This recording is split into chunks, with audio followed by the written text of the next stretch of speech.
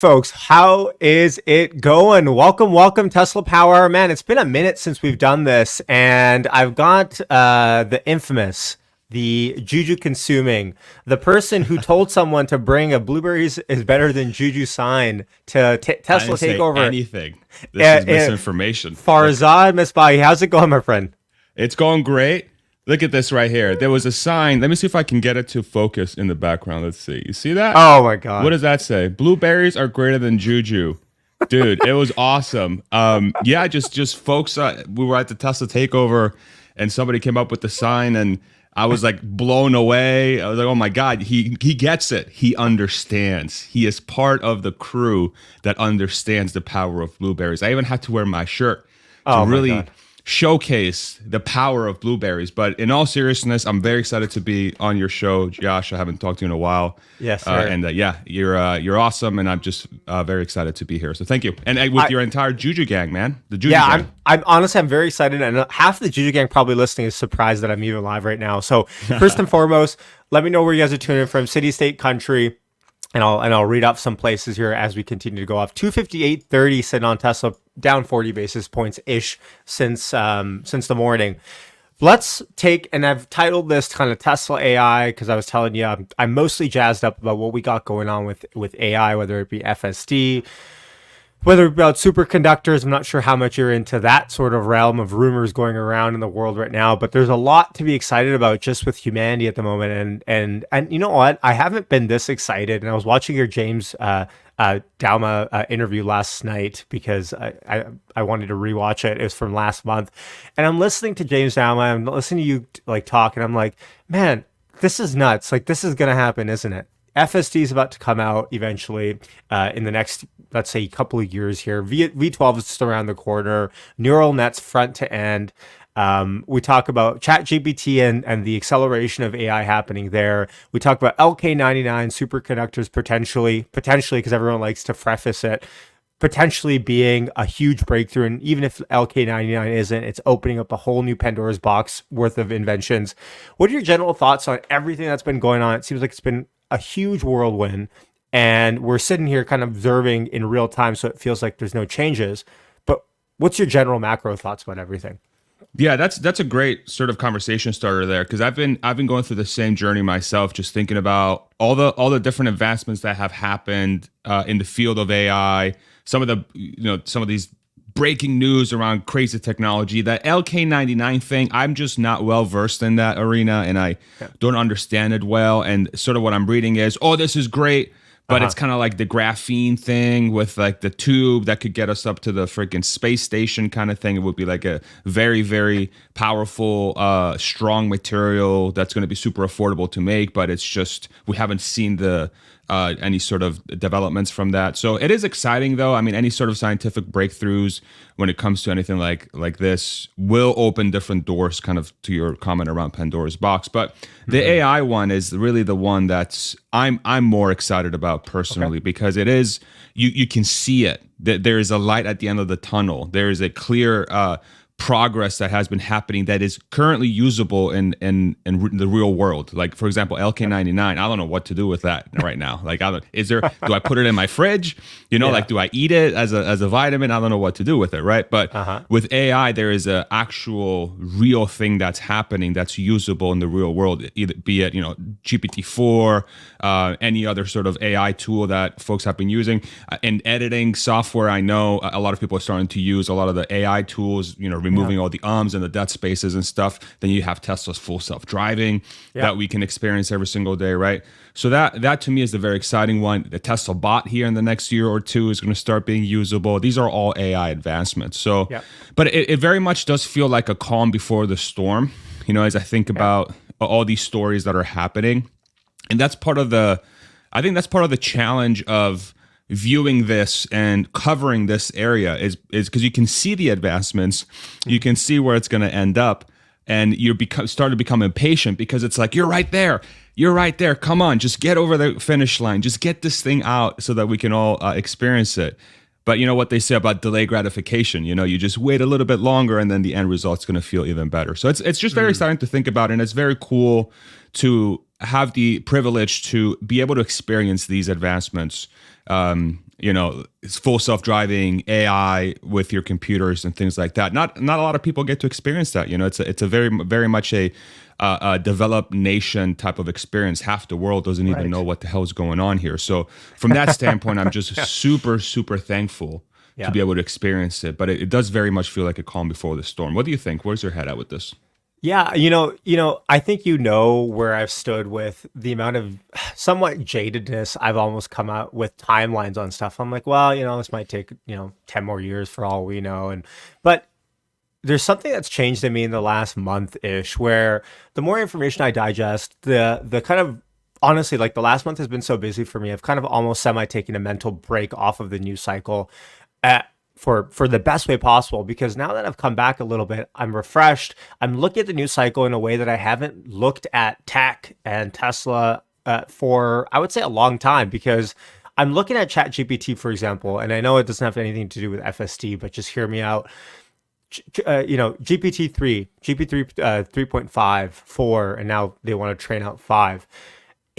The progress is just hilarious to look at, because we've gone from no one knows what ChatGPT is in November. Everyone and their mom downloads it or goes on the website, tries it out. It's like, wow, this is insane. To now where it's like normal. Everyone's looking at ChatGPT like, oh yeah, this is like kind of average. Like I'm putting in my stuff, I'm making my schedules, I'm throwing in a meal plan, I'm getting it to transcribe YouTube videos, I'm getting it to schedule out what sort of blocks I need. Anyways, we've gone from that to this fast. And I'm seeing real world business use cases for GPT come out every single day. Like, for example, one thing I'm really looking at right now is the fine tuning of the GPT model to micro LLMs, if I can even say it. So for example, if you have like a chatbot for specifically one use case, or basketball stats, or this stats, you can feed it all this aggregate data and make a GPT essentially clone or GUI for that specific use case.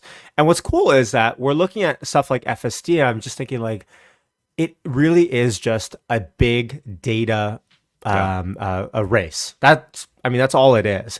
And Tesla's still at the point where they still have little roadblocks that they've programmatically potentially put in.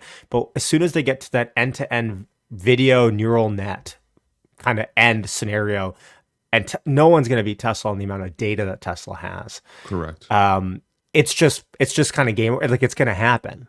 It's just a matter of when. And that Elon tweet a few days ago, I'm not sure if it was last week, about him saying it's not about the amount of training data we have. It's about our compute. It's our computational power. That's, if anything, that's our limiting factor. Shout out Jordan Giesecke at the moment, right? Like that is it. So he's like, it's training as we speak. And I just had this moment where I was like, this is like ChatGPT in, let's say, summer of last year. It's still getting trained up.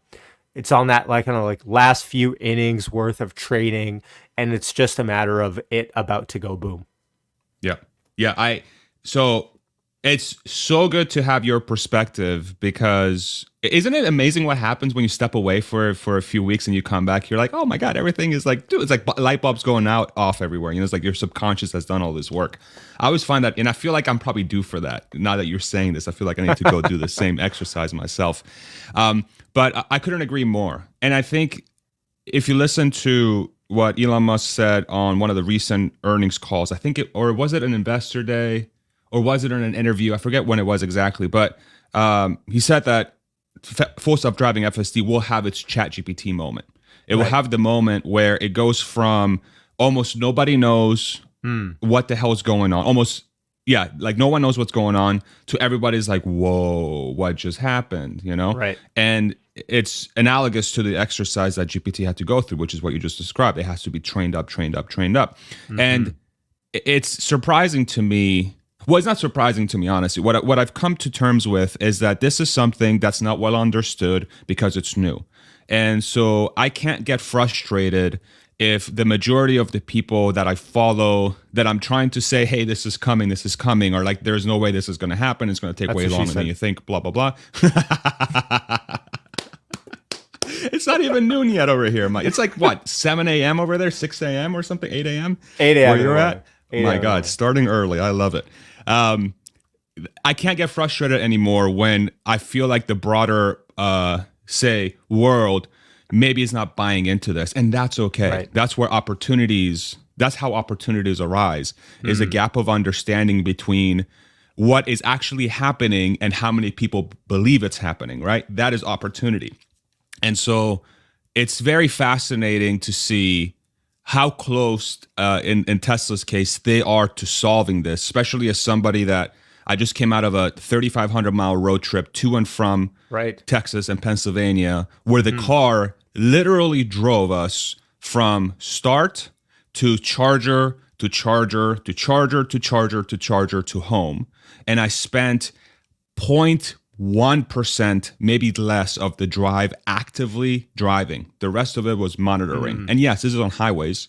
This is on areas of the road that Tesla has been doing self-driving or assisted driving, whatever terminology we want to use, for a long time. But that's the point. That's the point. What other automaker, what other software company can take you from Pennsylvania to Texas where the car is driving itself 99.9% of the way? This is a lead that nobody else has. And that entire time the car is driving, the car is collecting the data, and every other car that's out there in the in the country, in the world, is also collecting the data, which then, if you push it back to the comment you made earlier, which is, well, Tesla is not training data constrained or compute constrained. So imagine what's happening now. They have this glut of data they don't know what to do with, or they can't actively process. That's getting exponentially larger as more and more cars enter the world. And once they get their compute power to where it needs to be to process all that data, what is that going to do, right? And so the one would think what that will do is it will make the software capability significantly better than it is today already. Oh, we still there, or did we lose Farzad? Oh, we might have lost him. Let me know if you guys can still hear me in the chat. Oh, I'm not sure if I'm frozen or if Farzad is frozen. Someone in the chat let me know which one of us two is the frozen one here. Anyways, maybe Farzad, if you're listening to this, refresh the stream. Okay with me. Okay, thank you, Ali. Mimi says thank you. By the way, thank you. I'll give some people some shout outs while we wait here. Thanks for tuning in on an amazing Friday morning. I know I didn't preface this much by saying why I'm going live, but I'm live. It's actually a long weekend here, so I got some extra time on this Friday, and I'm super excited to be able to have Farzad join. Last night, a couple nights ago, I was like, I want to have like a sounding board, someone to talk with about stuff, and obviously Farzad's our go-to on this channel. Farzad's frozen. Okay, thank you. His face was hilarious. See, this is what happens when you live in Texas, man. Right, Farzad? If you're listening to this, if you live in Texas, your grid is unreliable. Watch my power go out myself. So, by the way, I know you guys already let me know where you guys are tuning in from, city, state, country. But if you haven't, if you're just tuning into the stream, feel free to throw it into the chat here, and I'll read some places out. He just messaged me saying lost internet. Be right back. I'll just throw him a KK. Awesome. Cindy, how's it going? DRK, Devin, Juan, Hone, how's it going? Breakneck Trent, did Farzad just pull a Mitch? Oh my God, I know what that means. For a second, I was like, I have no idea. Oh, okay, I get it. William, how's it going? I had a blueberry this morning. Great antioxidant. Also eat orange. William's playing both sides. How's it going, William? Yeah, Starlink, I hope not. Vancouver Island, BC. Jaybird, how's it going, my friend? Wow, Spain, but Irish and proud. This is the fun of streams. And while we got in Geneva, Illinois, while we got some couple of seconds here, I want to do this. Folks, it's been a while since I've pulled up Weeble live on stream. 259.04 sitting on Tesla. We're 10 basis points from going into the green. This is what happens. You live stream with the Juju gang, and you end up going green. It's bound to happen here. Seattle, Sweden. Cindy, you're now in Seattle. Nice. Why a Starlink dig? Mine works at 100 times 100 all the time. I have no digs against Starlink. Hold on. Let me just pull this up here. Awesome. Okay. Martin from Amsterdam. Did I tell you guys? Did I already share that I'm going, or Avi and I are going to go to France and Italy this October? Did I already share that? If I haven't already, there you go. So if you, I know Mimi in our Discord, Marco have been super helpful, super helpful with getting pretty much getting our itinerary done at this point. Like we're looking at it, we're like, wow, this is epic. And we really appreciate the help. If anyone potentially wants to meet up, I don't know. If anyone's listening here from those places, I think it'd be cool if we're already in the city to grab a coffee or something like that. Feel free to message us. Hold on, let's see here. Although I'm not sure how Avi will feel about it, but who cares? I'm just kidding. Okay, hold on. How's the options order flow? I will pull that up here. Give me a second. Let's pull up options order flow. Let's see what we got going on for options as it loads up here. Options order flow for Tesla is actually quite green, quite bullish. We got a lot of call buying happening. Actually looking pretty decent. Nice. Iceland. There we go. Italian at heart. The man, the myth, the legend is back. See, this is what happens when you live in Texas, dude. Dude, right? Sorry about that, bro. It's like, No my worries. God. This freaking internet company, dude. Either if you're in the Austin area, don't use Optimum for real. I've had so many issues with this provider. It's like, especially as of late, it's like completely so frustrating. So especially as a content creator, is like it can't. Yeah. The internet keeps dropping in and out, and I can't get a secondary internet as a backup because they have a monopoly in the area. So like I'm stuck with outages. So it's like anyway. Sorry, dude. I don't mean to go on a rant. Dude, get Starlink. I can't. I tried. It's not available in my area. Yeah, I have because it's too hot. It's just too popular. So they're capping people out. I think so. Yeah. So Yeah. Yeah, it's frustrating. Well, Anyway, maybe you sorry can about get that. Elon. Maybe you can get Elon to plug you up with Starlink or something. Bypass the line. Elon, if you're watching this, which I know you are, because you're a huge Juju Gang fan, please. There we go. Help.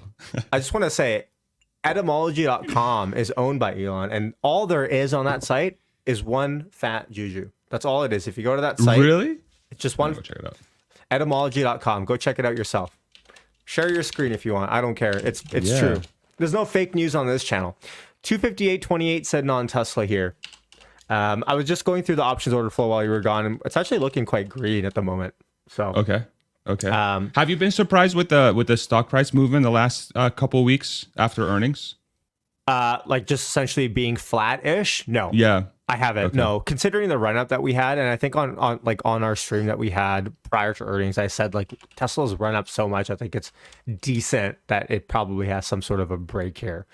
But by the way, did you find it? Etymology.com? Is it ATY? No, ET. ETY? Yeah, ETYMOLOGY.com.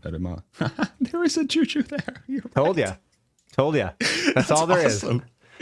That's all it Okay, is. and I need to There's share not a my Blueberry. screen because this is not fake news here, y'all. Hold on a second. Look at this. By the way, if you don't get the context to this, essentially Elon owns this domain name, and all there is if you go to that domain name is a Juju. That's it. Wow. Now, I don't think that means anything other than he hates you. That's all it is, really.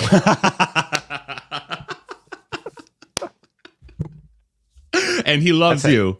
How Yes. fortunate for you. Yes.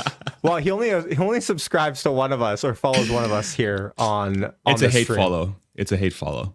That's what it is. You know how people just like a they hate masochist? somebody. Yeah, exactly. Dude, he Okay. has Tesla on SpaceX and all these companies. How can he not be a masochist? My God, who else would do That's that? true. That's Dude, a good point. facts.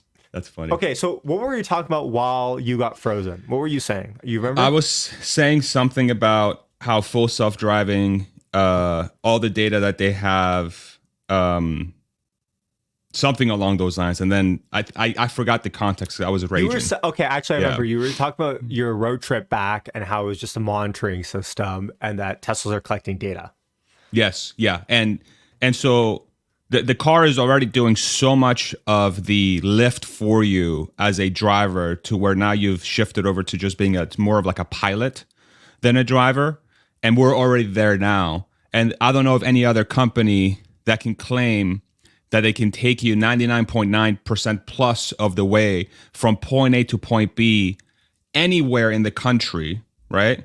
Across state lines, through dirt roads, on highways, through roundabouts, through stoplights, stop signs, unprotected left turns, in the rain. What other company can claim that they can do this? And there's nobody else. Now, the crowd will say, you're still haven't completed it, so you're now self-driving. Yes, that's correct. Yet. We're not there yet. But these are the steps that are needed to get to that end result. And yeah, of course, it's way later than I expected. Of course. Yeah, duh. Yeah. I was one of the ones not that long ago where I'm like, hey, this is like on the cusp. It feels like we're right there. It feels like we're right there. And of course, we're not there yet. But the big thing to discuss here is not so much when it arrives, is what is the gap between that arriving and everybody else getting to that same point.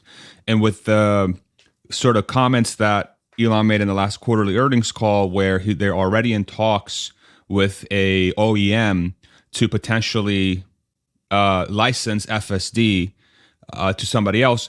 If that happens, that means that there's now legitimacy behind Tesla software to not just be like, hey, these are just the guys that are trying it themselves and failing. No, there's actually another OEM that's out there that's willing to invest in Tesla software to make it Ford. But it has to be, right? Probably, it has to be Ford. I mean, Jim Farley quite literally liked a tweet asking about licensing FSD a week prior to that coming out. So, yeah. I mean, yeah. But okay, so what are your thoughts on Waymo then? Because Waymo, Cruise, they seem to actually be expanding and doing it decently well and getting kudos from the general full self-driving community. What are your thoughts on those solutions? Because I think it took them like 90 days to HD map out. Was it Austin they expanded to? Some other American city. What are your thoughts on those competitors, so to speak? Well, I mean, I'm glad they exist.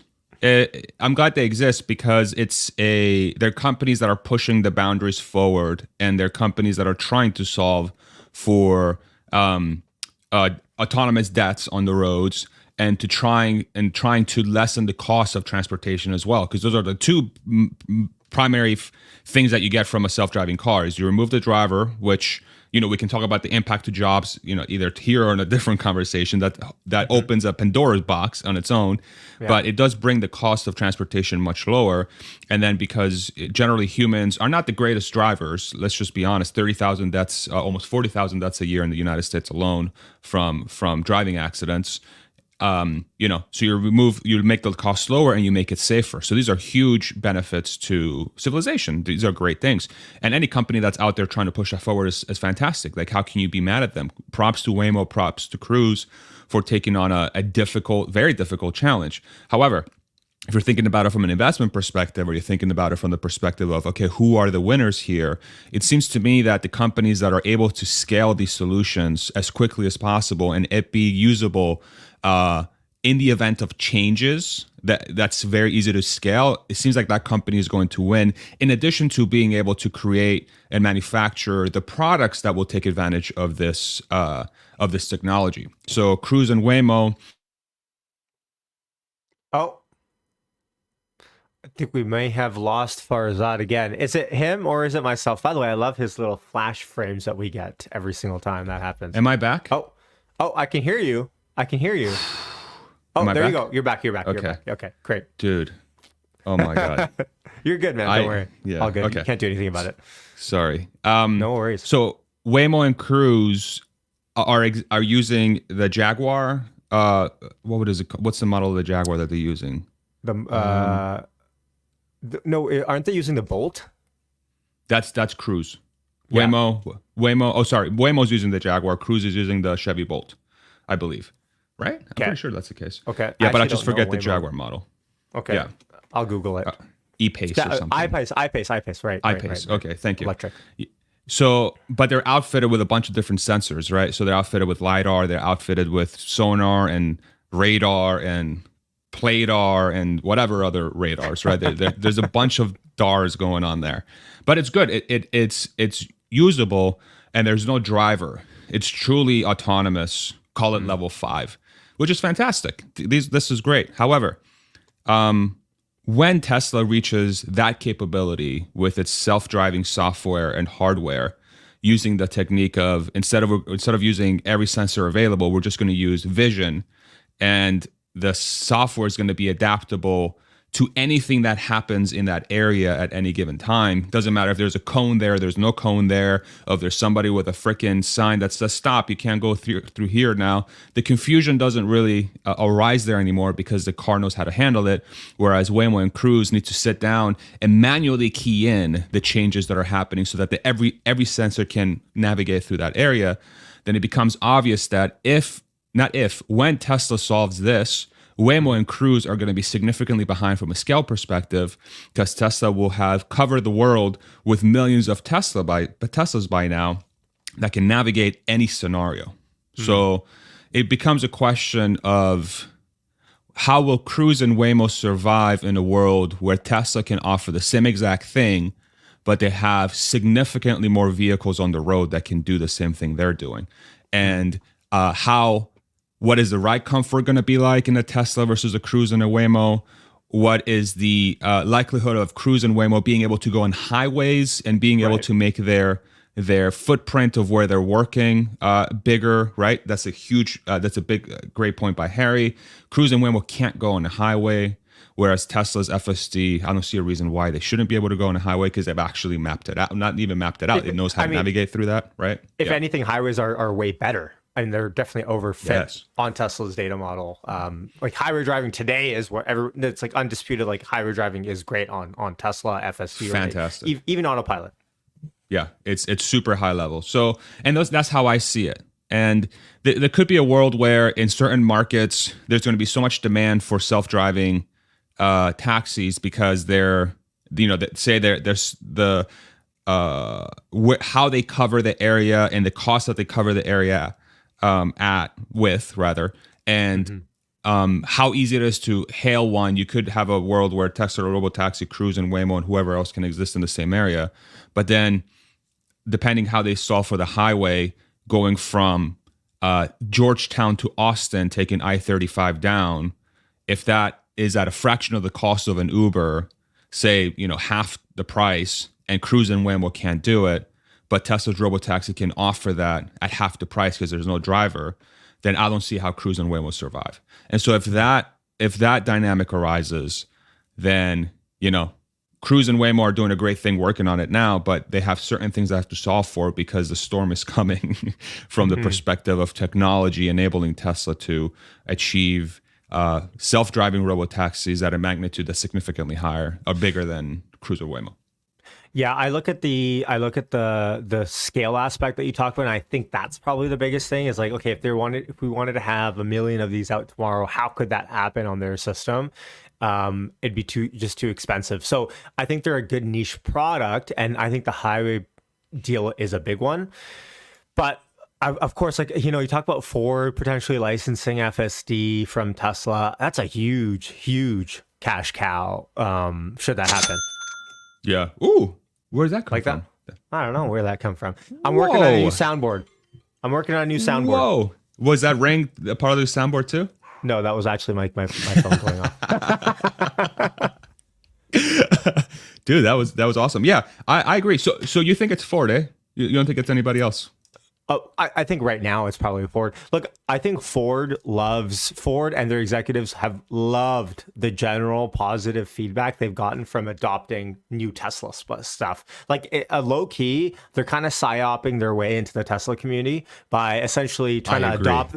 Right? They're like you. And it's smart that they're doing that. They're smart that they're doing that. Yeah. Because essentially it shows humility. It shows them like, okay, we're putting our ego aside. We actually need to make this work. Let's parse out the EV metrics on our earnings. Let's say Tesla has the advantage, which is true. Let's adopt this. They're kind of low key pivoting for a bankruptcy on their internal combustion engine business and a full-fledged siloed out EV business to come out in the future. That's still my prediction. I think one day they're going to silo it out, and that's why they've put it out. They've kind of segregated it on their earnings because they're going to declare bankruptcy on their gas business when gas cars are not economical anymore for them to sell, and they're going to totally shift and get funding for their EV business to move forward. At least that's what I think still. I couldn't agree more. And I think some people may view that as a negative that Ford is doing that. But I think if you're a legacy automaker, I don't see any other path of survival long term unless you do something like that, where you have to completely delete the ego that you may have around anything you have around the business and start making moves that will get you traction in a technology that will be the only technology available for transportation in the next 5 to 10 years.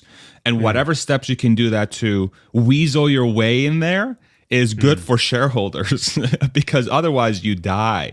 You're not around anymore to be able to give returns to shareholders, especially as a public company. And I think it really highlights Jim Farley's leadership in this sort of weird transition for the company, where they're actually doing a really very unique things for a legacy automaker that nobody else is doing. They're very active on X. I mean, Jim is constantly tweeting on X, not constantly, but he's quite active on there. You have other Ford executives there that are posting there. And then, like you said, just it's rare that they say anything negative about Tesla anymore. They're quite positive. And, they'll say, hey, Ford F-150 Lightning is for real work. It's like and then Tesla comes out with the slide on the earnings report with the made for real work on there. So there's playful jabs, competition, which is phenomenal. This is what makes the consumer happier, is when you have actual real competition out there between companies. And there's nothing I want more for a company to arise that can legitimately go toe-to-toe with Tesla, because that's going to light a fire under Tesla's ass to get even better from where they already are. So I'm dying for a company to come out and be a legitimate competitor. I would say Rivian, from the way I view it, I think Rivian is the closest to that. I actually think their cars are really freaking cool. Like I'm seeing them more and more on the road. Yeah. And if you look at the sales for Tesla, Rivian, and everybody else, Tesla is clear number one, but then it's Rivian. Then it's Rivian performing really well with the R1S and the R1T, and it's because it's resonating with people. They have a unique design. They've sort of captured the imagination of certain folks around what could be done with a pickup truck or an SUV, and it's very, very cool to see. It's very cool to see, and I'm very happy that they're succeeding. Now the question becomes, can they become profitable long term and become sort of a self-sustaining company that doesn't require funding from Amazon, which I think we'll get there.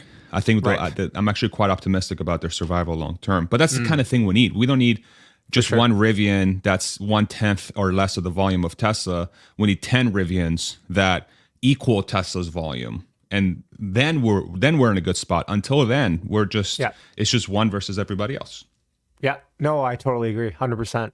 And by the way, I'm gonna take off this banner here. 259 sitting on Tesla. It seems like we're about to go green here. What are your thoughts on, as we sit here at 259, obviously a little bit lower than what we were at towards the earnings run up. Where do you kind of sit with in terms of Tesla stock right now? Do you think are you surprised at how high or low it is at the moment, or are you generally kind of within expectations? I've generally stopped really following the stock much for the last few weeks, to be honest.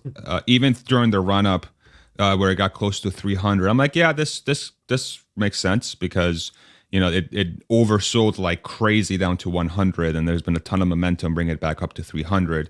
And then after earnings, you've sort of had this consolidation period where people are trying to jockey for position for the next leg, trying to figure out what's going to do next. The economy, to my surprise, to be honest, because at the beginning of the year, I thought the economy would be in a much worse place than it is now. But it looks, at least in the States, it looks very freaking resilient. People are working, people are spending.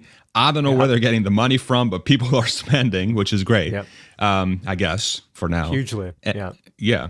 And so from that perspective, I think the economy, as long as this is not a fluke and it's not some sort of last hurrah before the economy tanks, seems like we have some solid footing, some solid footing to have a healthy economy to drive sales forward, which is obviously going to help Tesla in its mission to sell more cars. So from that perspective, I think I don't know. It seems like if gut feel, Tesla feels fairly valued for where they are right now, but it's significantly undervalued for when Tesla releases FSD, for when Tesla releases the compact car, for when Tesla scales energy to where it should be, and licensing FSD and everyone using NACS and their supercharger and the Tesla bot. Like these are the things that are going to bring value for Tesla long term. And you know, the point here that I think very rarely gets talked about, but people that follow Tesla closely understand this deeply, is that Tesla is doing all this without any outside help financially. This is 100% self-funded. They talked about this at the earnings report. 100% self-funded, generating profit and growing the business. It's at a pace that's wild for a large-scale manufacturing company. It's and so now we're in the build-out phase for compact car, Cybertruck, FSD going live, and all these other things that I mentioned. So it's just the calm before the storm. Like I said before, it feels like the calm before the storm. Good storm. And I think, I agree. And I think the Cybertruck actually is the first few deliveries of the Cybertruck, albeit it might only be a handful, I think is going to be pretty monumental. The same way that the Tesla Semi. Now, actually, I have a question for you. Do you remember how far in advance Tesla scheduled that Tesla Semi event for prior to the first couple deliveries? Was it? Do you remember, like a couple of months, or was it a quarter before, or was it only? It like was a month? single-digit weeks, I want to say. So let's say like if it was a 4 month. or 5 weeks. Okay, so maybe someone in the could be chat wrong. would know this, because I'm just trying to suss out what Tesla's strategy might be for the first couple of deliveries of the Cybertruck. So if it's only a month, then I guess Tesla could at any time between now and November even say, hey, look, we're scheduling this for this date, and it's going to be the first handful of deliveries, I guess. Because I think the Cybertruck changes Tesla's demographic. That person today that looks at EVs as like a glorified golf cart, they think they're not practical. They spew all of the same Tesla Q narratives where the grid can't handle EVs. If everyone got an EV today, supercharging doesn't work on road trips, blah blah blah. I think the Cybertruck will convert that person within a few sets of that person, right? Probably even one set. In a way that I think the Model 3 or Model Y probably doesn't even convert them today. I'm thinking of like that general contractor type, that electrician, that roofer, that plumber, that person that is looking for utility out of their car. And of course, everyone wants to be a little bit different. No one wants to have the same exact Ford F-150 as your neighbor. That's why people, raise their cars and do all sorts of mods to it because they can make it their own. And I'm just excited for the Cybertruck to change the game a little bit for Tesla, just honestly, the Tesla demographic. What's interesting about this, and I'm trying to pull up this this graphic from a Bloomberg survey. Did you see this? The Bloomberg survey they did. Like I did that survey. Yeah. You did it? Okay, that's sick. It was so long. I didn't even finish the end of it. I was like, man, this is really annoying. Well, I'm very happy you did it because it actually gave very interesting data. And I'm sorry that I'm looking away because I'm trying to enter my freaking iCloud code so I can pull up the chart because I have it saved in my freaking iCloud. Good. The Cybertruck, the demographics that are looking for this car, that are excited about this car, is surprising to me. And the reason why is because from that study, let me see if I can pull up the album here. This was under. Oh man. Okay, it's gonna give me. I need a few minutes to pull it up. So, no basically, the Model 3 owners today, the car they're looking for overwhelmingly, their next car is the Cybertruck. And think about that for a second. So you have a number of people that are looking to buy the car that traditionally wouldn't have bought, I think, a pickup truck. But because Tesla is entering this segment with a brand new approach, brand new look, different specs from a traditional pickup truck in its class, potentially the price is going to surprise a lot of people. It's bringing the truck to a brand new segment that hasn't existed before. It's almost its own class of vehicle. And this was talked about, I think the Monroe guys cover this a lot when the Cybertruck was first shown, is that this car is not really a pickup truck. This is a brand new class of vehicle. This is an off-road, crazy-looking tank that can haul stuff and can survive in very crazy scenarios. It's sort of like a very usable, super economical, giant Jeep Wrangler with an F-150 bed that can go 0 to 60 in 2.9 seconds. It's like stupid. It makes no sense, right? But imagine what kind of doors that opens, right? So it's fascinating to see. Let me see if I can find that chart. Sure. In a second. I mean, that's interesting. But I wonder how much of that is short term. People saying, "Look, I want the newest, coolest thing," and as soon as it's not the newest, coolest thing anymore, and it's just kind of a Cybertruck, and it's out there, and it's for utility, and this is how much it costs, that kind of shiny object syndrome a little bit fades with new Model 3 owners. Like, by the way, if anyone in the chat has Cybertrucks on order, let us know if you plan on selling your current Tesla for it, because I think that's an interesting data point to have. But I think it's a little bit interesting. It's only a little bit interesting. Also, like, who cares, right? Because at the end of the day, Cybertruck has like what 1.5 million pre-orders or something.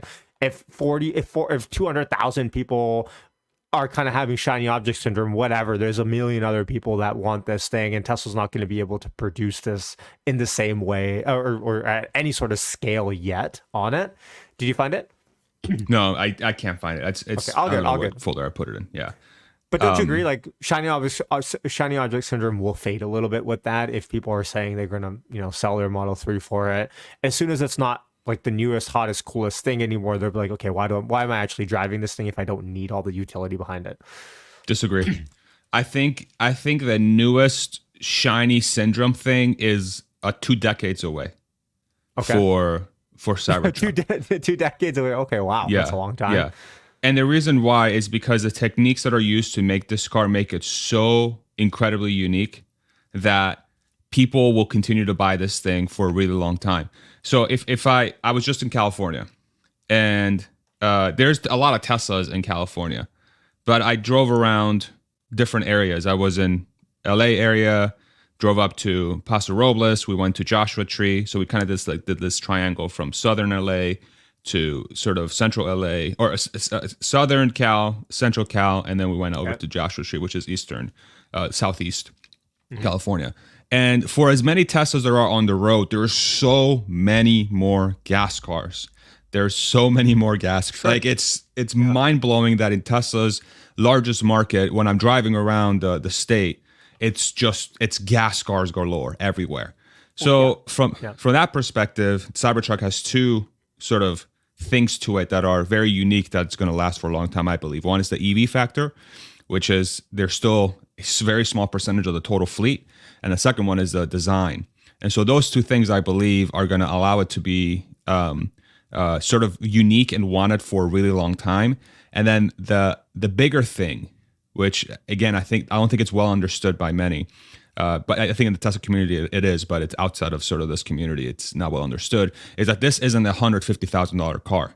It's not some sort of unique thing that's like a status symbol. It is in a way a status symbol, but it's not like an unattainable status symbol. It's like a status symbol for the masses. It's like something that's going to be, I believe, affordable by a lot more people than many think, and it's going to be.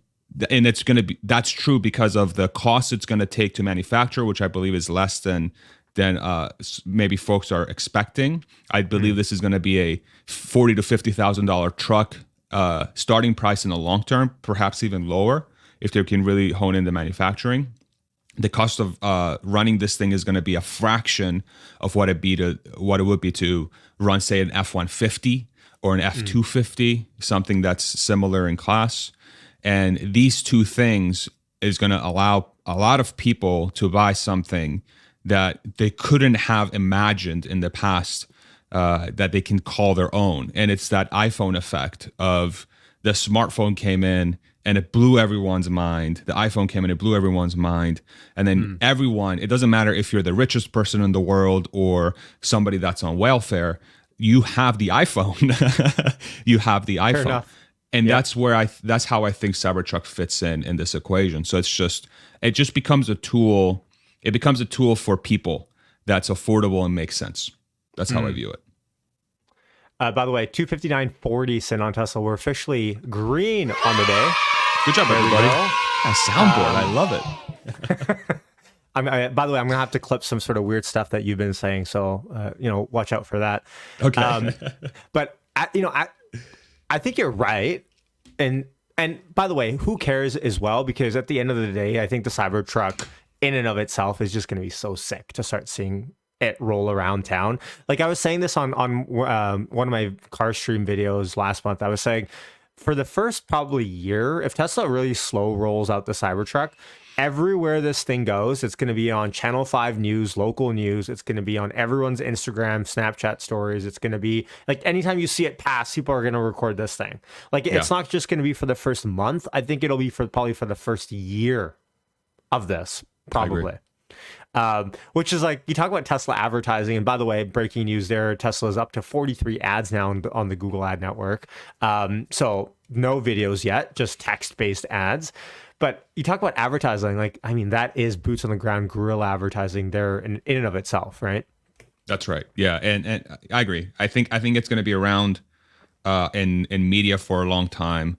It's going to be in every rap music video imaginable. I think every rapper is going to want that sci on their music video, you know. So it's, I don't even know, they're going to come up with some cool name for it, you know. Like they'll be like riding on the sci. I don't know, Cybertruck. I don't freaking know, man. I'm not a rapper. That's why you don't see me dropping hit after hit, do you? I don't know if I have something on my soundboard that could just go through what you've done. Maybe the rock music.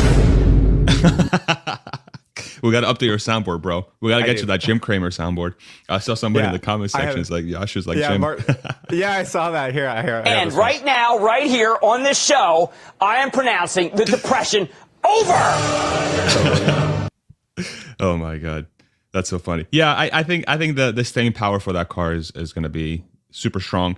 Gary Black talks about this on X often, where he's, you know, the effect of the Cybertruck that is going to have on the car market, that's going to open up Tesla, like you said, to many other people, not just for the Cybertruck, but for the Model Y, the Model 3. It's going to be a magnet. It's going to be a magnet to Tesla's website. And then Tesla on their website can very much have the first thing when you click on Tesla.com, it's lease your Model 3 for $349 a month. And you'll be like, what? I know. You know? Well, dude, Model 3, like it's now we're at this point now with Tesla vehicles. And I know we've said this a million times as they've lowered prices, but really, if you're buying a new car, right? And even in Canada, we have rebates here as well. It's just at this point now where it's like, if you're buying a new car, you don't even have to take into consider depreciation as much as anymore. I kind of had to sell Abby on that idea of like, look, if we buy a car, we talk about depreciation, we'll have to, and kind of that's out the window. But if you talk about just gas savings, right? It's at the point now where even if you buy a decent car, not like a bottom of the barrel base level Toyota or something, like a CRV, a RAV4, it's cheaper to buy a Tesla, even in Canada now. And on top of that, I swear to God, people think I'm capping when I say this. Every time, 95% of the time, I will say, I give someone a ride in the Tesla, whether it be we're going somewhere for a meeting or, you know, a friend of a friend gets in. I swear to God, they message me a couple of days later and they say, how much does it cost? What's the range? Do you know how long the delivery time is? Like everyone that gets in this thing recently. So I just met with all this family for the last month. Abby's uncle's family came in from Edmonton, super gas sent. It's Alberta. It's like the Texas of Canada, right? Super gas, like they work in gas. They sat in our car, their kids sat in the car, and their kids are like, you know, I don't know, 17, 18, 19 years old now. And they're begging their parents to buy this Tesla. Like they're, you know, they're begging. And it's like, they sat in the car for like, they're like, I've never sat in a Tesla before. You know, owning a Tesla in Edmonton, you're going to get your car, your Tesla keyed because people just don't like electric here. And I'm like, wow, it's very different than here, of course. But they're still, they're begging their family to get this Tesla, right? And so the mom texts Abby a couple of days later and is like, what's the range on this? Like, how do I buy this thing? Is there like dealerships? Like she's asked, I'm like, this is insane. Like everyone that rides in a Tesla, and I'm being a little bit hyperbolic when I say everyone, but almost everyone that sits in this car is like, wow, I really need to buy this car, agnostic of the price. And then when they look at the price, they're like, wow, actually that's a pretty good deal. I don't know why you'd buy anything else. Yeah, no, I agree. I agree with that sentiment, and it's common with my experience as well. Is very many people are always shocked by the affordability of it, and I haven't had. I would say about 50% of the people for my use cases would reach out, and I think that's because in the area that I'm in, everyone dude, like everybody's got a pickup truck out here. It's like it's crazy. Yeah, it's I bet. Texas is like pickup truck heaven, which is fine. But I'm wondering how that will change once I have my Cybertruck and I'm driving around. Like literally, one of my ideas for content is to just drive around for a month to like random car meets and just giving every single person that would have never considered an electric vehicle a ride in the Cybertruck, and then seeing what my conversion rate is in getting those folks to at least consider it. And okay, let me ask you a question. When Tesla's creating those ads, what are they centered around? Like what are they advertising? So there, and actually, I can actually pull it up here if we want live as well. Let's do it. So this is kind of my jam, is to talk about advertising. So hold on one second. Dude. Here, I'll pull it up. So what's interesting about Tesla ads is they're pretty bland and boring right now. The majority of the ads, and I'll share my screen here. By the way, if anyone doesn't know, on Twitter, follow me if you want at Hates. You hit like on this stream and subscribe and go subscribe. Do to all those Farzad's things channel right as well. now, or I'm coming to your house. Do it There right you go. now. You heard it there, and you don't want that. So Tesla ads, if you look at the Google Ads transparency tool, you can see all of the ads Tesla is running currently. These are all the variations, plus or minus. A lot of these can be dynamic as well. All of these so far are all text ads. There are currently no image ads, aka display ads. Currently, there are no video ads as well running on Tesla's network or Tesla's ad account. So all of the ads are either, look, get this Model 3 for starting at this price, or there was one about 0% financing in the UK. Let's see if I can find it. Test drive the Model 3 is one. Tesla Energy, withstand severe weather is Tesla Energy solar panels. A lot of energy ads. Yeah. And in the UK, they're trying to do this 0% financing. Maybe, I don't know there it is. Tesla Model 3 0% financing. This one right here. So, I just say they're pretty bland, boring ads at the moment. They're kind of is what it is. And I think what Tesla is doing is they're just probably brand bidding, meaning if someone types in Tesla Model 3, no joke, prior Nissan, Ford, GM would pay for those ad slots prior to Tesla's organic search, because the whole point is if someone's searching a Tesla Model 3, no, go look at the Bolt. No, go look at, the I-Pace. Go look at the Mach-E instead. So instead, Tesla's probably taking back their brand slots and brand bidding as a protective brand measure more than just outright advertising at the moment. So that's where we stand with it. Interesting. Okay. So nothing, it seems like they're just tipping their toes in. How much, is there any way to figure out how much of a budget they're spending on this stuff? There's probably no way to figure that out. No way. Yeah. Okay. And I would say, like, there's no way by even saying, 46. By the way, they're at 46 now. They were at 43 yesterday. There's no way by saying, this ad, on average costs this much, because it really is up to their budget. I would say this is no more than a handful of million a year or something like that. Like less than 5 million a year, like something nominal. Even if I said 50 million, you probably wouldn't even blink for Tesla's budget, but this is not a lot of money. Like where you start spending a lot of money is cold outreach in terms of video, YouTube campaigns, just larger display ads, that sort of stuff. This sort of stuff is not going to cost them hundreds of millions or anything like that. Got it. And wasn't there a full page ad they also took out in a magazine somewhere or something? I did. I thought. Yeah, I saw Omar. I think Omar shared that, but is that verified that they paid for that ad, or was it sponsored? Do we know that for a fact? It could have been organic too, right?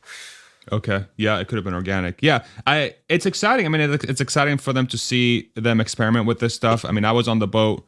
I went on record saying that I thought the advertising bit was, like, for me, it's still, like, yes, they agreed to do it, and I'm glad they agreed to do it. But at the same time, I just don't think it's going to be as useful because of the Cybertruck effect and the fact that they still have a lot of, I think, organic reach. Like them being able to sell 465,000 cars in Q2, zero of that came from advertising, I believe, right? They just started this stuff not that long ago. So they're still very much growing without advertising. But listen, they wanted to sit down and try it. So I'm very happy that they did. Goodwood. Okay, that's what it was from.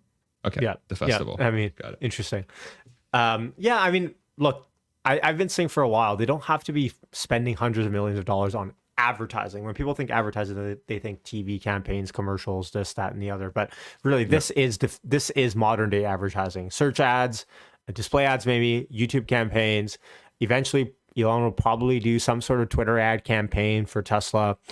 And you know what's people even on Google today, or not today, but in the past, have just advertised a referral link because you used to get, a decent amount wasn't that monetary? No, it wasn't. Yeah. It was never monetary. It was supercharging credits, right? Supercharging credits, and you could also. I remember back in the day, you could get like wheels. I remember one of the ones I was referral away from getting those arachnid wheels, and then they yanked it. I'm like, you son of a. Damn. There you go.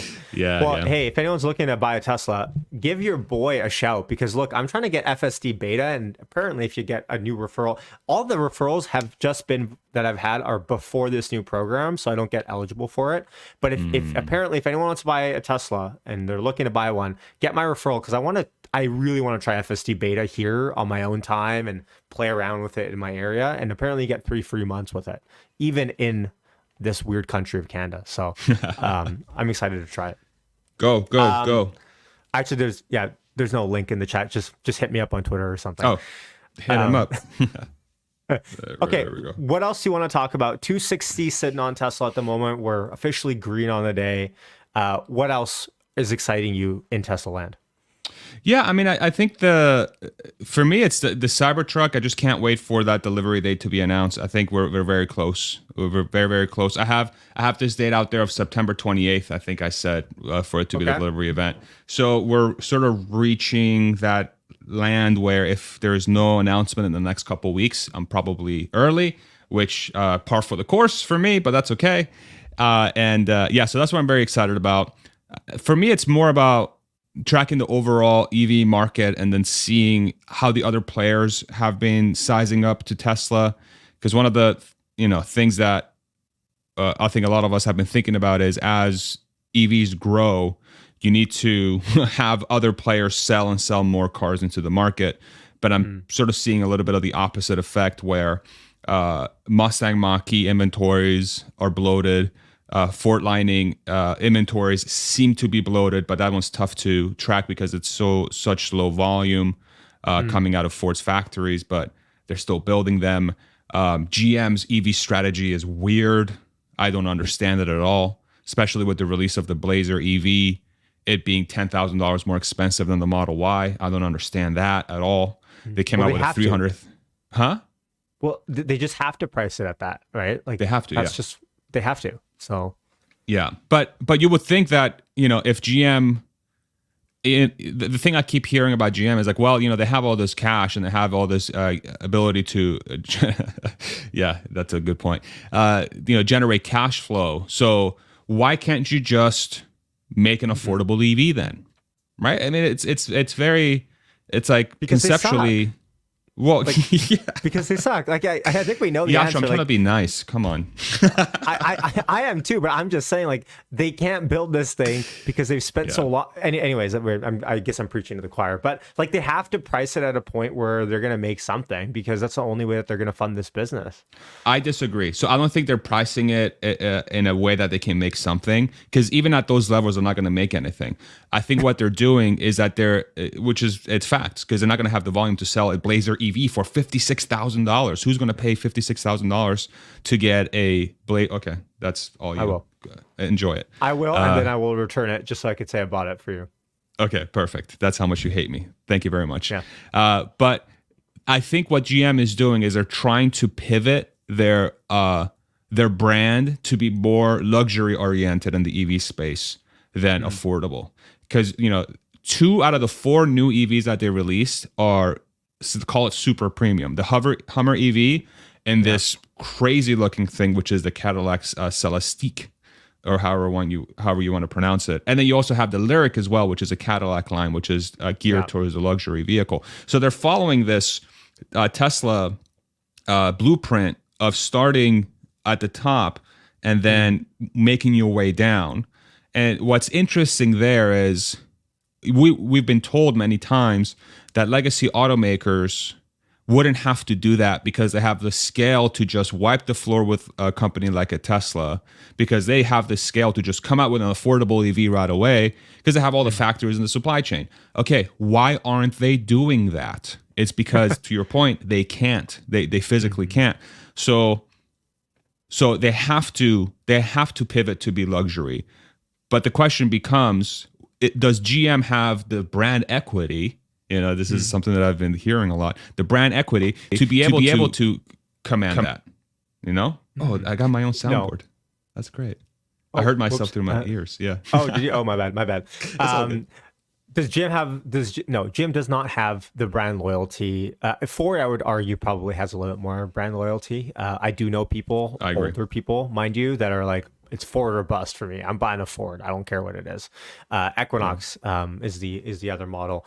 So the cheaper one, supposedly. But here's the thing, though, is because look, and there's no doubt these legacy automakers are screwed. I think everyone and their mom knows that. Everyone definitely in this chat knows that. The moving of the goalpost is what I'm watching for. Like, this is what I'm actually scared of. When you talk about EV landscape, yes, I think Tesla will continue to push forward. But I think a lot of these mandates, the 2035, 100% EV or bust new car strategy that a lot of governments are adopting, I think we're going to get to a point where 2030, it's still 2031, and we'll notice that these legacy automakers are nowhere close to even hitting scale with their EVs.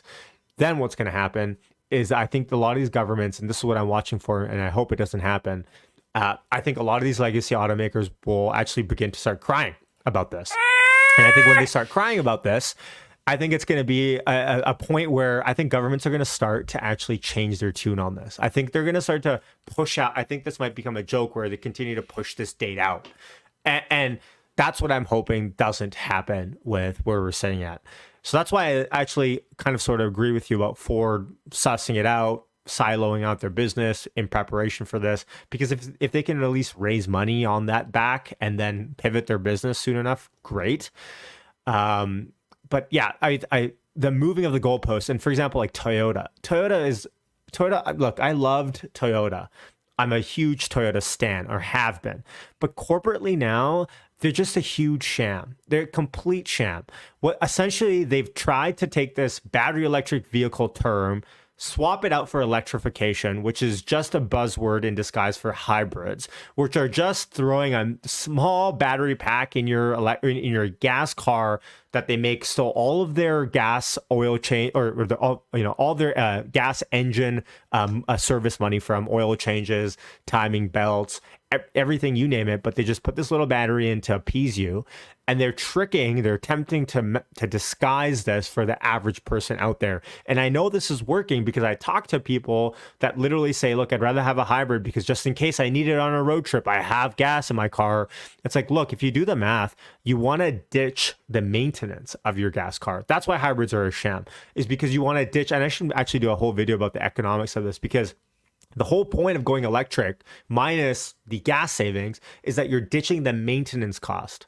Right? That random weekend, you just take your Toyota RAV4 into the dealership and you're like, man, I got $1,500 worth of maintenance to do here on seemingly nothing.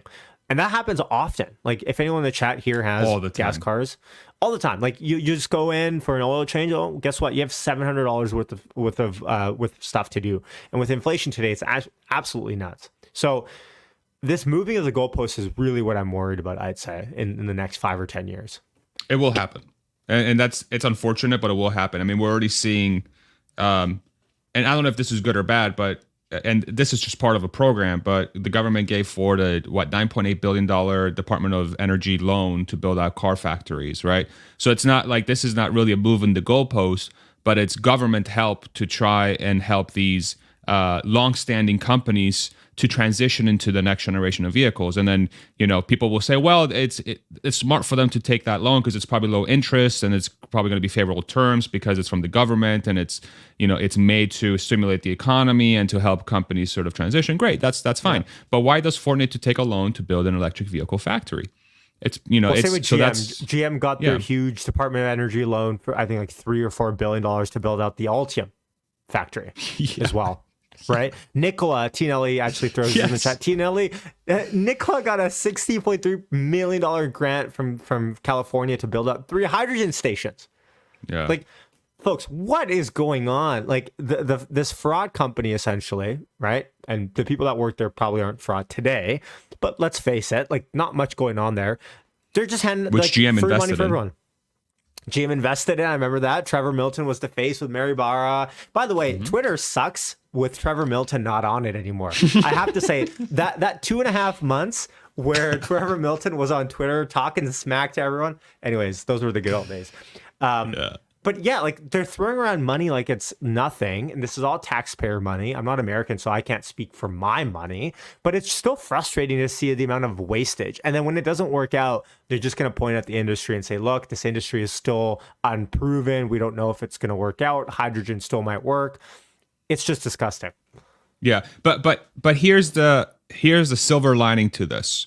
Is that in this world, and this is where I'll give the current administration a lot of props. In my opinion, I do think something like the IRA has been very beneficial for the states to start positioning itself for the next generation of energy and transportation by trying to incentivize people to build in America. And from that standpoint, I think it's great. So Tesla's going to get a giant benefit from the IRA because they're building batteries and cars right here in the States. And so if there are other things, either through the DOE or whoever else, that are going to misappropriate taxpayer funds because they're investing in companies that are just not going to make a good return on investment on that, okay, I'm willing to swallow that pill because at least I know Tesla is winning huge from this. And I know they're going to get it done. So I think it's just... And unfortunately, I'm of the opinion that government just can't do this perfect. It will do this significantly less than perfect, but that's okay. At least the right parties are getting the funding in a way, and then the parties that shouldn't be getting it are also benefiting from that. But that's you need some sort of a playing field that maximizes the chances. And who knows?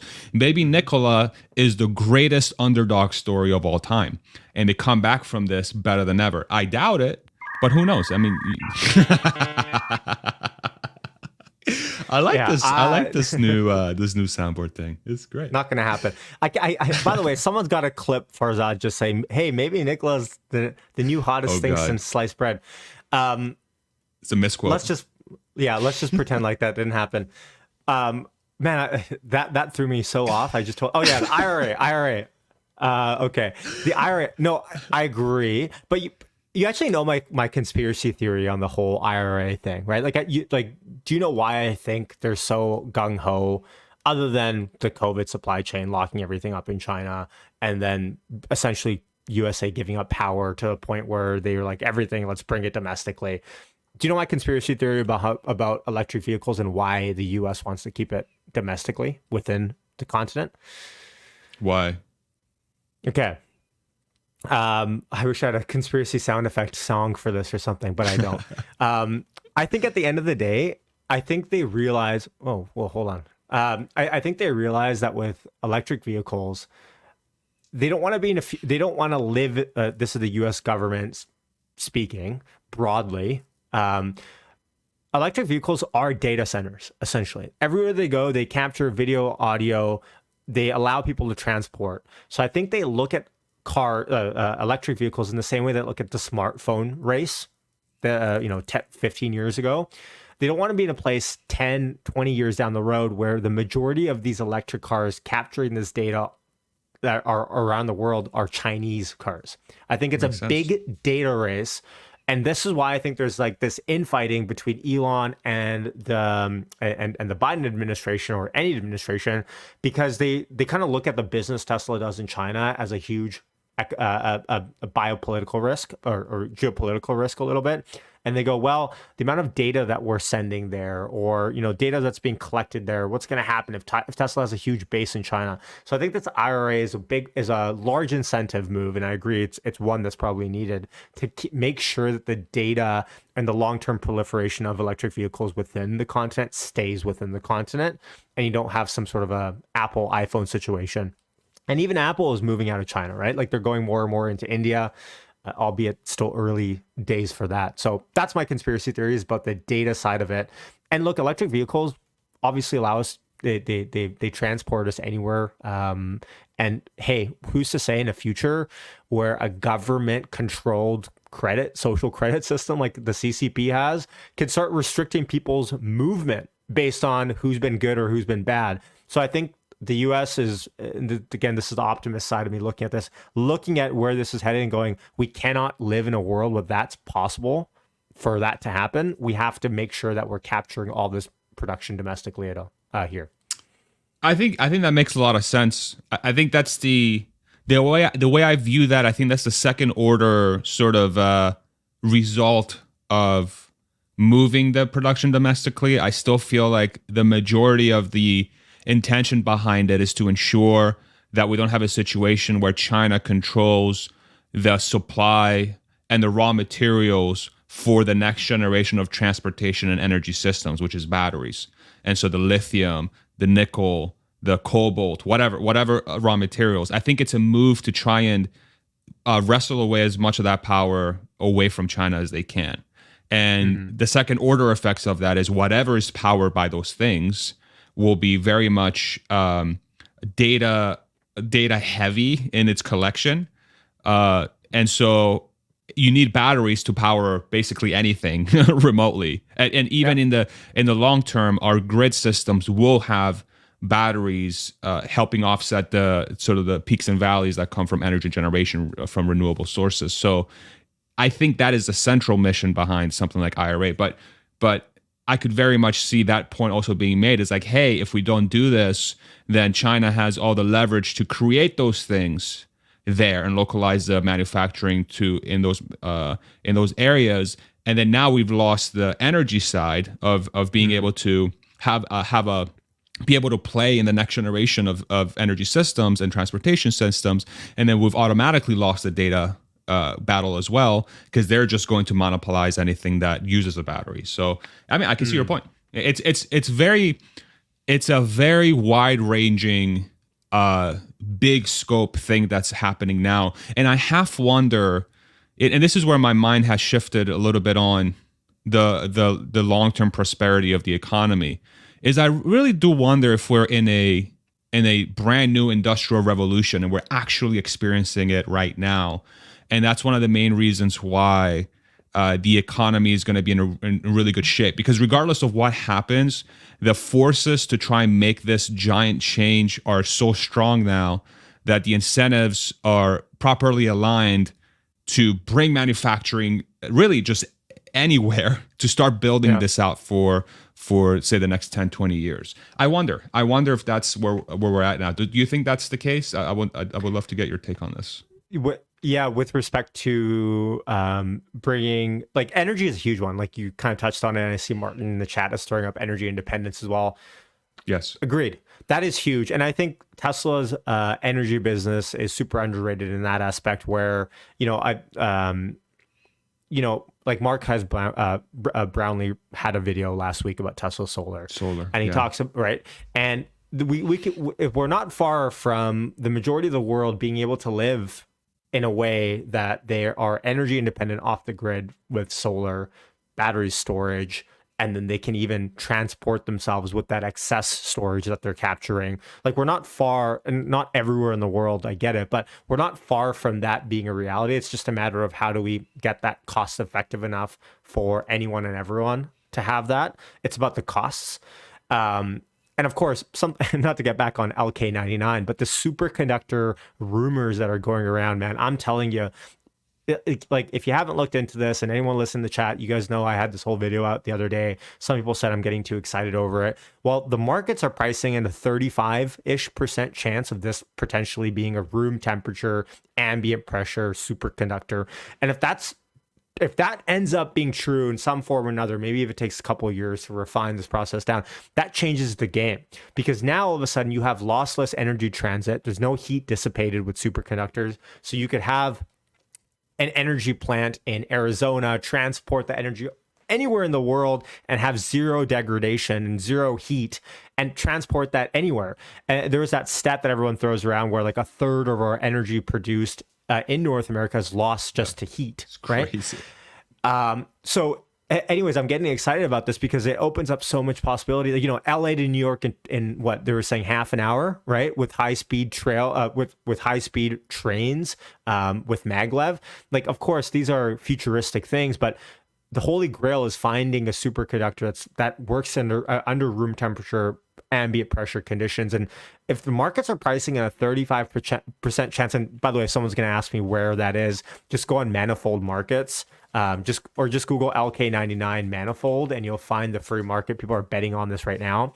And currently, hold on, I'll actually try to find the live odds right now. The live odds are 38%. There was someone on Twitter last night, this factory in America, the first one, or this lab in America, the first one doing this overnight LK99 like test. And this person's like live tweeting is like, okay, well, some of the samples work, some of them don't. But I think Brett from ARK Invest actually put it the best way. He said something to the effect of, I'm paraphrasing, even if this is not the end of the day what it is promised to be or we're rumored to, it has opened up this whole new arena where people have never looked before for looking for the holy grail of the room temperature superconductor. And if anything, this will aid us in finding that one day, because no one was ever looking in this way. And remember, none of this is proprietary. It's not patented. People are making in their average chem labs. Like, this is really interesting. It's not like someone's doing it to sell us something. Like in the past, it's been like super shady and super expensive and drawn out process. It seems like everyone and their mom that has a chem lab is testing this out. And I'm getting excited over it because, remember, this is not me. The free market, and it's up to 39% now. It's up 9% overnight. 39% chances of will the LK99 room temperature ambient pressure superconductor preprint replicate before 2025. So I know it's early, but this really revolution. And here's one thing that I think you'll appreciate, Farzad. Elon's been super quiet on this. Elon talks about COVID. He talked about in May of 2020 that COVID's probably over in a couple months. He talks about every single line item, news item that there is on Twitter. And I love that he gives us his take. He probably talks to 1 million people that are smarter than I. And he gets this inside info and he, gives his take on it. He's been awfully quiet about this news. And if anything, I get it. Some people are saying, look, I'm getting ahead of myself. I get it. But Elon just being quiet on this and not giving his take and saying this is BS or that's super exciting even. Like he will reference it or like a tweet every now and then, but he doesn't give us his take. I think to me tells me he's watching this very closely.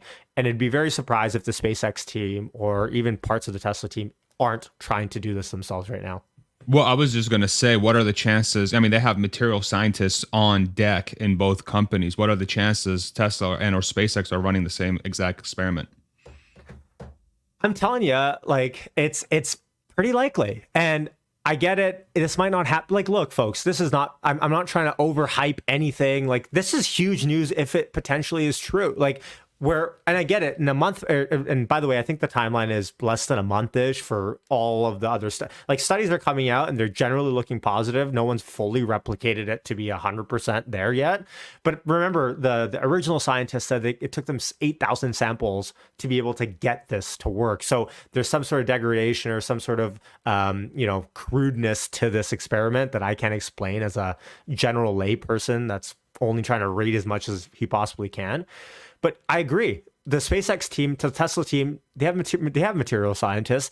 Why is Elon not talking about this? If this is, and Cindy actually puts up a great point. Elon has researched superconductor in university, right? And actually, Cindy messaged me with some info on Elon's background. And if you look at Elon's background, like, if anyone's equipped to look at this at a business perspective, it's Elon, right? So, anyways, I'm getting excited, but this is potentially huge stuff.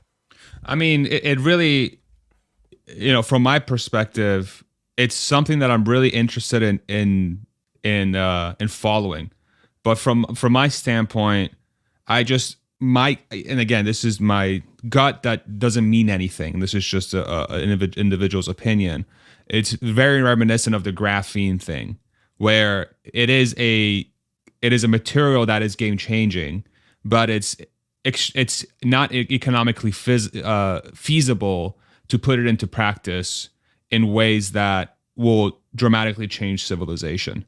And so that's what I'm hoping this comes to. But I'm just going to stand back and watch. I'm not going to say possible or not. I'm not going to say either possible or not possible.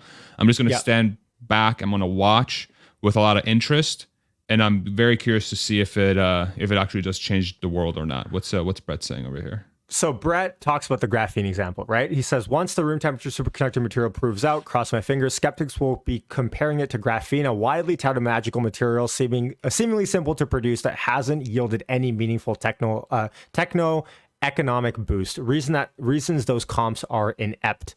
Graphene has been held back by manufacturability, lack of durability, and difficult integrating with other materials. Distilled graphene's magic requires it to remain a single layer structure, and that's very difficult to work with.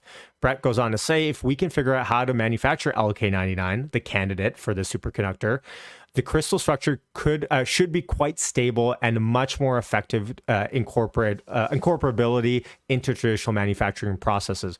Plenty of complex devices and processes already incorporate crystalline materials. There are very few, maybe none, that incorporate single atom thick, zero variance tolerance materials. So while people make the comparison, almost assuredly, it strikes me as invalid. And this is from Brett, guy that's smarter than me in this, and that's what I'm trying to do. I'm not trying to say I know this. I'm trying to listen to people that are experts in this space that will say that say stuff that I think like we should probably be paying attention to this. Interesting. So here, that statement that he says at that second sentence, the commercial importance of LK99 is not the material itself, but the class of materials it potentially unveils. Right. So that's the point you made earlier, is that it's the discovery phase of proving this out that should yield new findings that could change some things very dramatically. Yeah. So, and he says, like in 1986, he talks about this first superconductor was discovered. It could only operate at minus 240 degrees Celsius, very cold. When it purified, it worked at 58,000 Kelvin. 1987.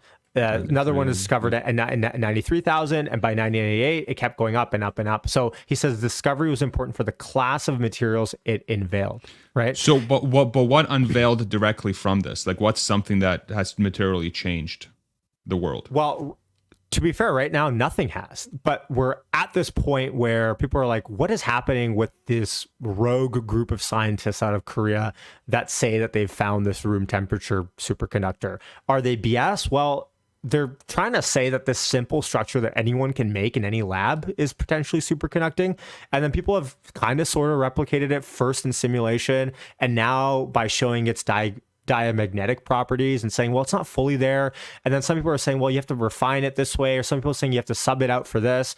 So everyone and the group of scientists are not really sharing anything, which kind of makes this a little bit sketchy as well, where, you know, they're not trying to, but people are trying to say, well, maybe that's just because they think they have it in the bag. They don't want to say anything until they can replicate it and share it with the public. And then they know they have the Nobel Prize, right? So anyways, the point here is that there are some properties that are being discovered from this that are exciting. And again, just stupid logic, but if Elon is super quiet on this and he's not quiet on anything, and something especially is he's so well versed on this space as a business person. Like, I don't know if there's another business person that's probably better versed on this sort of stuff than Elon.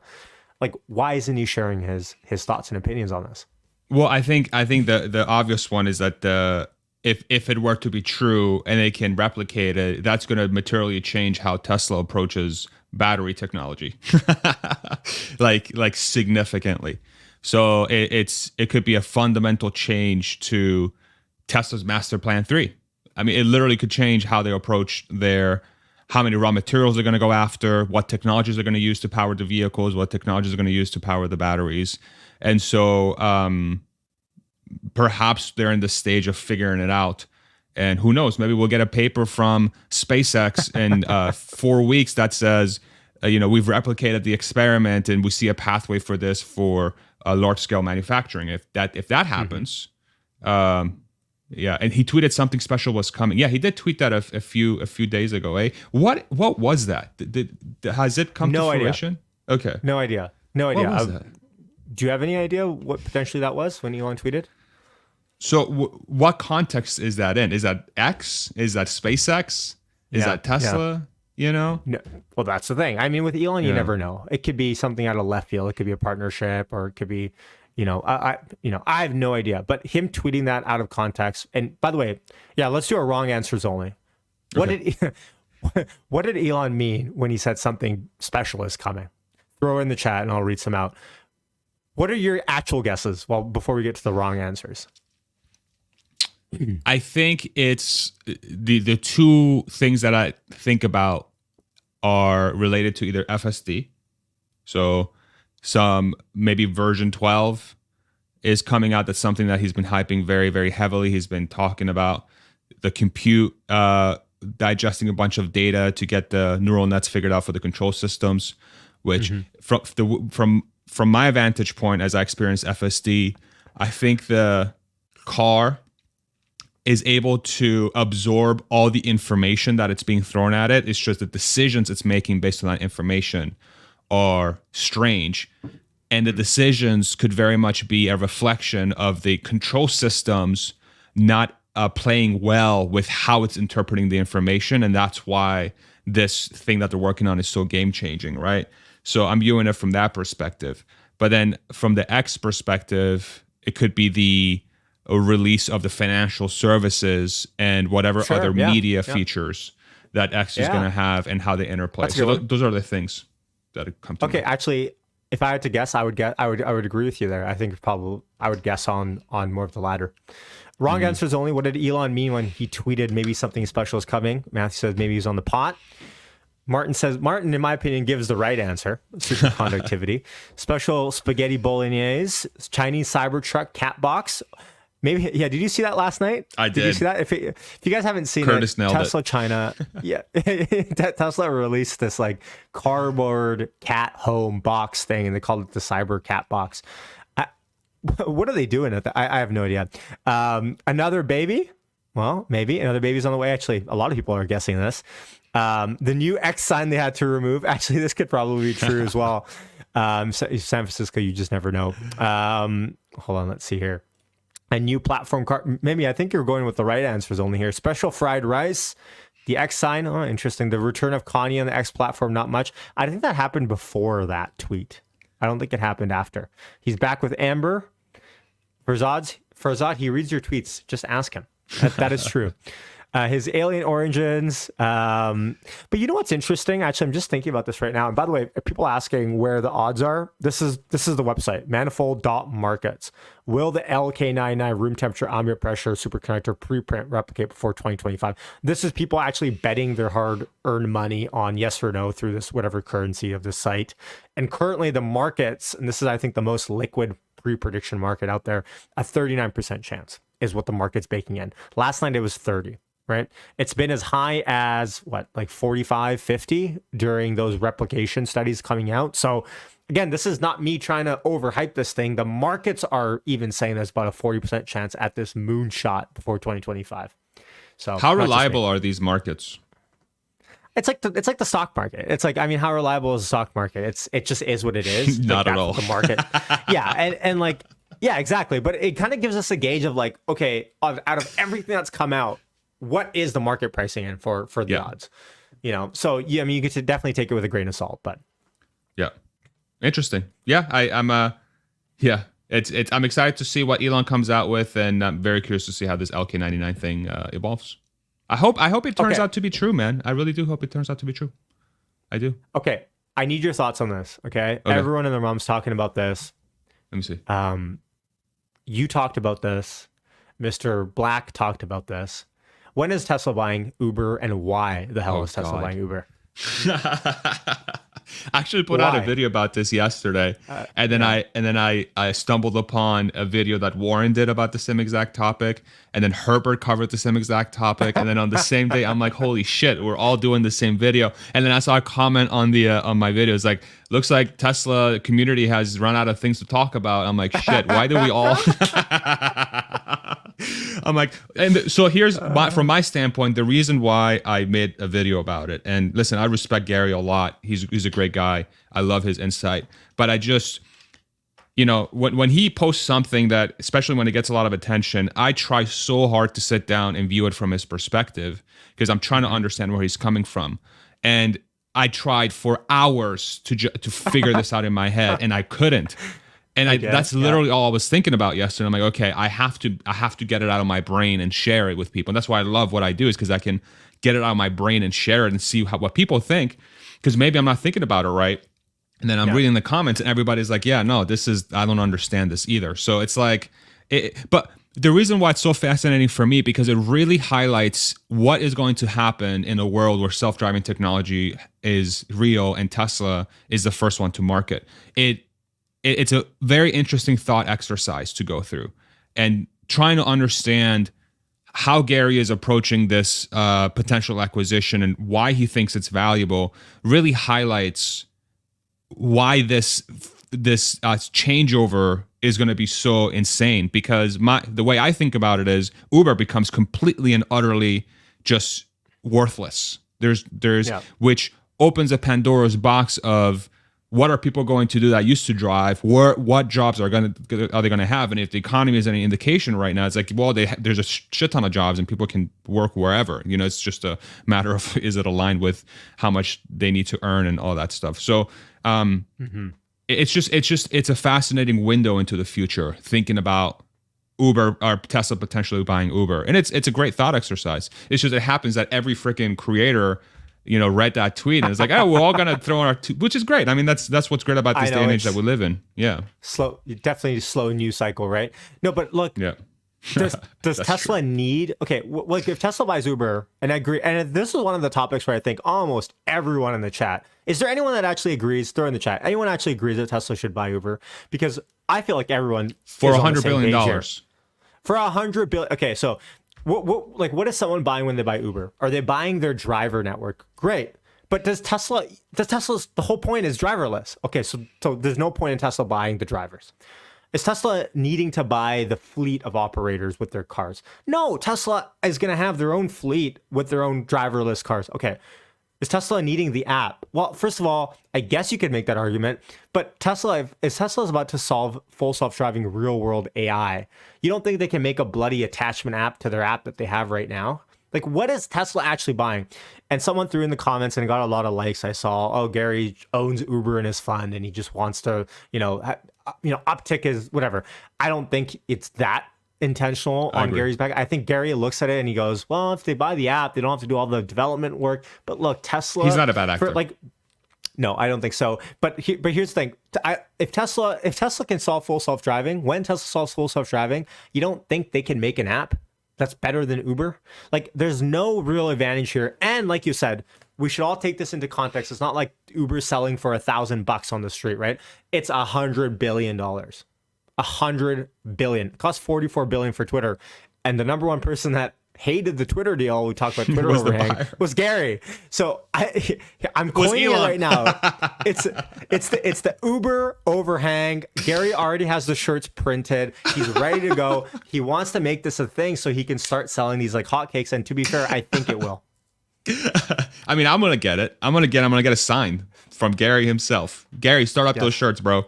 Yeah, man. It's a strange idea. And listen, I think Gary has had a lot of success owning Uber, and he seems to really understand how the company operates. But the justification behind the purchase around the data that Tesla would get, it's like maybe I'm not in the right mindset to get my head wrapped around this. But like, I'm with you. How, like, what data and how? Like, exactly. Retrofit every gas car that they don't own? How? Well, that's the thing. When he said that when he said Tesla can collect data from Uber, I had no idea what he meant, because it's not like Ubers are going around collecting data in a way that Tesla could even process. And first of all, Elon's already said we have enough data. It's about processing this bloody data before we get to full self-driving. So I don't know what he meant. Maybe he meant like navigation routes. Maybe he meant by demand. I don't know what he meant by that. But it didn't make any sense to me. Yeah. So maybe Gary will help us understand it better. But I just right now, it's such a, if it was up to a vote, like, I'm at the point with this thing where if it was up to a vote to shareholders, it would be the quickest no of my life. And if somehow it goes through, I would seriously question why I'm invested in Tesla, because I'm like, why would you do that? Like that's where I'm at. But who knows? It could change. Maybe I'm just not seeing it, and maybe you and I are both, and everybody else who typed no in the chat, we're all just a little confused right now. So, yeah. Look, I'm happy to be wrong. Like Lord knows I'm wrong literally all the time. But it's one of those things I just can't. Yeah, I can't wrap my head around. All right, well, I'll let you go here. Thanks for tuning on for an hour and a half, folks. I love the Friday live streams. Appreciate you coming on such short notice. Tesla's sitting at, 259, 69, sitting on Tesla at the moment. Great. Any departing thoughts for everyone? And everyone go check out Farzad's channel, Farzad Mesbahi, if you're not already subscribed. Go on Twitter. Is it just at Farzad Mesbahi? Yeah. No, Farziness. Twitter Farziness. Come on, bro. Farziness. How long have you known sorry, me? I knew that. Any last departing thoughts on where we stand with everything? Stock, not stock, FSD, not FSD, wherever you want to take it, and plug your stuff. Yeah, I mean, I'm again, thank you for having me. It's these are the chats that I really look forward to. I love having guests on my channel, but I really love going on others, and going on yours specifically super fun every time I've been here. And I just thank you so much for having me back on. Yeah, it's an interesting time. Lots of things happening in the EV world. The Tesla story is a little bit of a let's wait for Cybertruck, let's wait for FSD. And so from that perspective, it's kind of more tracking and seeing how the overall market is doing and what are the chess pieces that Tesla's putting in play. The offices opening up, in India and sending correspondence there. Some of the work around FSD that's going, there's just so many different pieces, opening up the lithium factory in Corpus Christi, energy ramping, all this stuff. So it's very much it's not a lot, in my opinion, is happening that is super game breaking or like, oh my God, it's a shocker. The last thing we really had was the NACS adoption that Ford started. And, one of the things that I expected was by the end of the summer, every automaker is going to adopt it. And it looks like we may hit that early by the way this is going. So that was really the last big thing, in my opinion, that really captured the imagination of folks. But I think Cybertruck launching is going to open a brand new door of things that will happen, and is going to give us a lot of things to talk about. So, but ultimately, I'm just happy to be around. I get to do what I do, talk to people like you, hang out with the Juju gang, and just have a good time. Yes, so thank you again for having me. And I don't want to, leave on a sour note here. That son of a bitch. All right. People are agreeing. I'm going to go agree. People agree. The Juju gang is better than the Blueberry gang. It is what it is. I even replied to Matt with a little gif with my man. Steve Harvey. I have a chart that disproves this from somebody at Tesla Takeover. How dare you say this? It's like scientifically proven that blueberries are better than Juju. Wait, you have a chart, or do you mean the sign? The sign chart. Who cares? Oh, okay. Chart. It's got a greater than sign. Come on now. Oh, I see. Hey, didn't you major in math? Yeah, I did. But it doesn't mean I'm good at arithmetic or anything. Dude, my GPA was awful. It was not good. It was one of those things, I major in math, and then by the third year, I'm like, why am I doing this? So I actually started as aerospace engineering. You don't have to make it any bigger, bro. We get it. it. I don't want to see Matt's face. I'm blocking his face. This is just terrible. It's awful. This is the worst thing I've ever seen.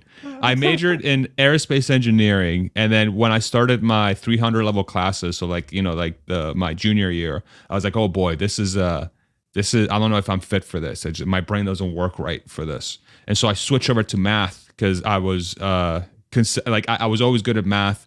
Going through high school, the first couple of years in college, it was just very at home with it. And then the third year math classes started, which were super abstract. And I'm like, oh God, I'm not good at this either. But I'm like, you know what? I'm just gonna stick with it, and because I don't want to be the guy that switched majors 3 times because my parents would disown me, So I'm like, I'm not gonna do that. So I stuck with it, and I just lost interest in it halfway through my junior year. And I'm like, okay, I'm just gonna play video games and hope I graduate, and I did. And I'm here. You know what, though? If I were to, and I think I've told you this before, if I were to major in anything else other than economics, it would have been math, for sure. Hands down. So I don't know if you loved it. I think whenever you major and you end up having this general distaste for by the end of it. But look, math is beautiful. There's answers to everything. It's all black and white. And it explains the world around us in a way that we can understand it as layman humans. I agree, man. And that was my takeaway, is that I find myself, the lessons I learned from how to think about math are more valuable than the actual math itself. Because it's much more it's a universal language of problem solving. and you can really, it just trains your brain to think a certain way.